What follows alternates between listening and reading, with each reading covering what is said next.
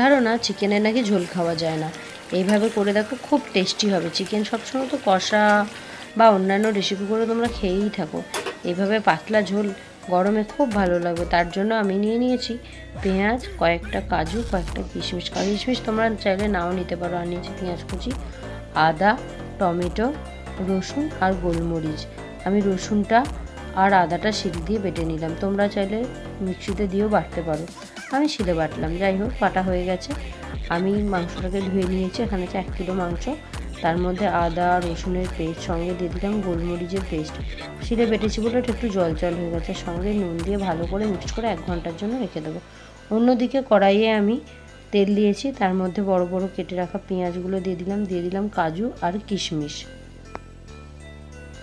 পেঁয়াজ, কাজু, কিশমিশটা একটু ভেজে নিয়ে সেটা মিক্সিতে দিয়ে দিয়েছি।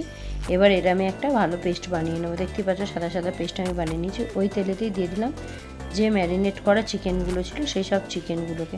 এতে কিন্তু আমি একদমই হলুদ ইউজ করবো না, আমি পুরোটাই হলুদ ছাড়া রান্না করব।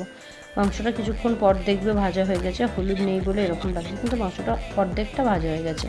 তারপর ওই তেলেতে দিয়ে দিলাম পেঁয়াজ কুচি। পেঁয়াজটা একটু ভাজা হয়ে গেলে দিয়ে দিলাম টমেটো কুচি। আদা রসুনটা আমি আগেই দিয়ে দিয়েছিলাম, তাই দিয়ে দিলাম টমেটো কুচি। টমেটো কুচিটা আস্তে আস্তে নরম হয়ে গেলে আমি ওর মধ্যে দিয়ে দিলাম যে পেস্টটা বানিয়ে রেখেছিলাম পেঁয়াজ আর কাজু কিশমিশের।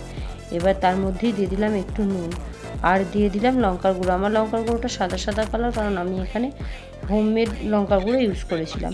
এবার মশলা থেকে, মানে কষানো মশলা থেকে তেল ছেড়ে দিলে আমি দিয়ে দিলাম চিকেনগুলো।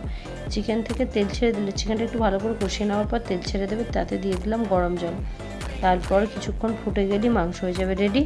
আর এটা গরম ভাতে খেতে